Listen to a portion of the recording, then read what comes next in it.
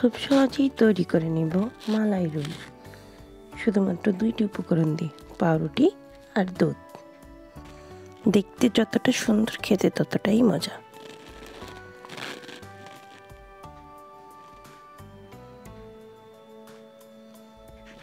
প্রথমে আমরা একটা হাঁড়িতে চলে আসব।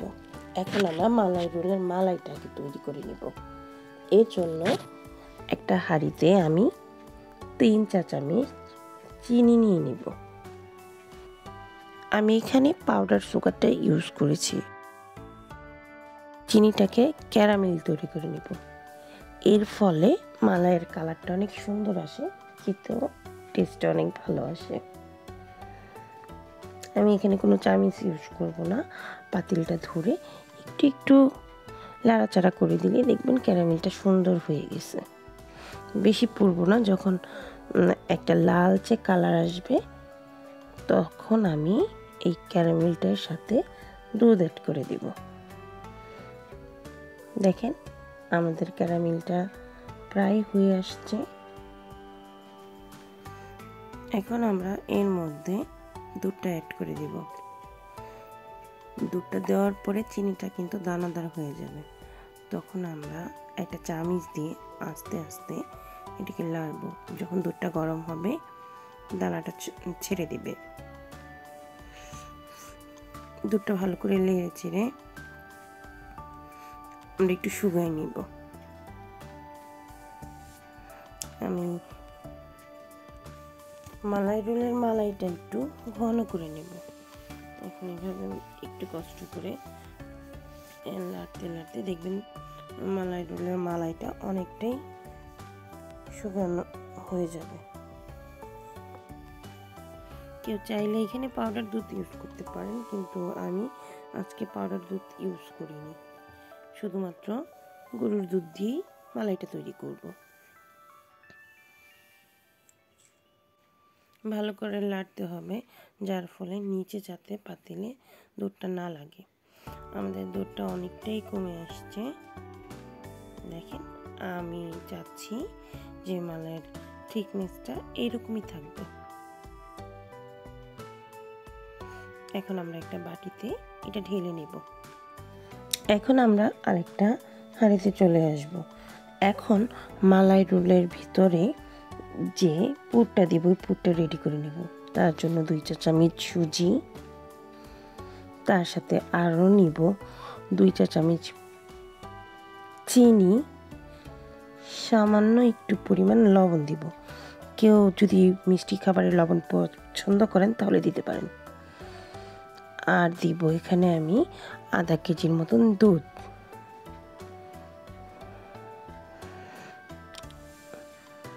সাথে দিব একটা এলাচ, সুন্দর একটা ঘ্রাণ আসবে।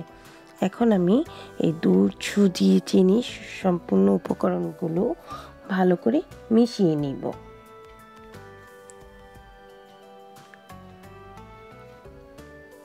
মিশানো হলে আমি চুলার জালটা ধরিয়ে দিব।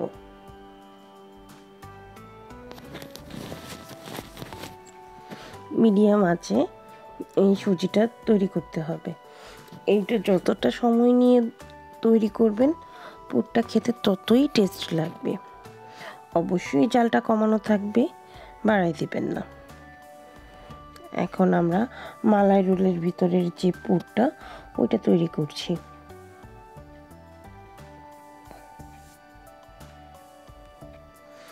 অবশ্যই কিন্তু এটাকে লাড়তে হবে, না হয় নিচে লেগে যাবে।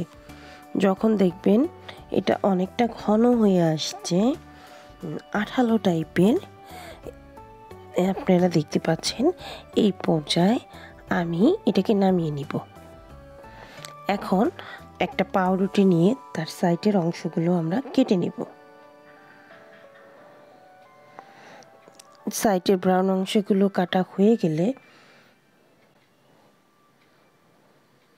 এভাবে করে রুটিগুলো স্লাইস করে নেব। একটা রুটি বেলার বেলুন দিয়ে সুন্দর করে একটু হালকা করে বেলে নিব। হালকা করে একটু চাপ দিলেই দেখবেন বেলা হয়ে গেছে। এভাবে রুটিটা রেডি করে নেব আমরা। সবগুলা পাউরুটির স্লাইসগুলো এভাবে আমরা রেডি করে নেব। এখন যে পুরটা রেডি, এখন যে পুরটা রেডি করেছিলাম ওইটা ঠান্ডা করে এই পাউরুটির উপরে দিয়ে দিব। এটা আপনাদের উপর ডিপেন্ড করে, কেউ চাইলে এর চেয়ে বেশিও দিতে পারেন। এখন পাউরুটিটাকে একটু মুড়িয়ে দিব। এভাবে করে আমরা প্রত্যেকটা রোল বানিয়ে নিব। আমি আপনাদের জন্য আরেকটা রোল বানিয়ে দেখাচ্ছি। পাউরুটির মধ্যে আমরা পুরটা দিয়ে দিব। আপনারা চাইলে একটু কম দিতে পারেন। তারপরে এটাকে আবারও মুড়িয়ে নিব।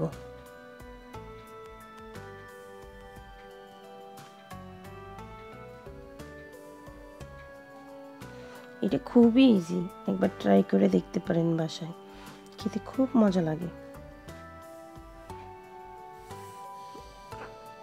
এই তো আমাদের মোড়ানো হয়ে গেছে। এভাবে করে আমি সবগুলো মালাই রোল বানিয়ে নিব। এখন যে মালাইটা বানিয়েছিলাম প্রথমে, ওইটা এই রোলগুলোর উপরে ঢেলে দেব। অবশ্যই মালাইটা কিন্তু ঠান্ডা হতে হবে। দেন আমাদের মালাই রোল রেডি। এখন আমি এই মালাইগুলো ফ্রিজে ঠান্ডা হওয়ার জন্য 2 ঘন্টা রেখে দেব।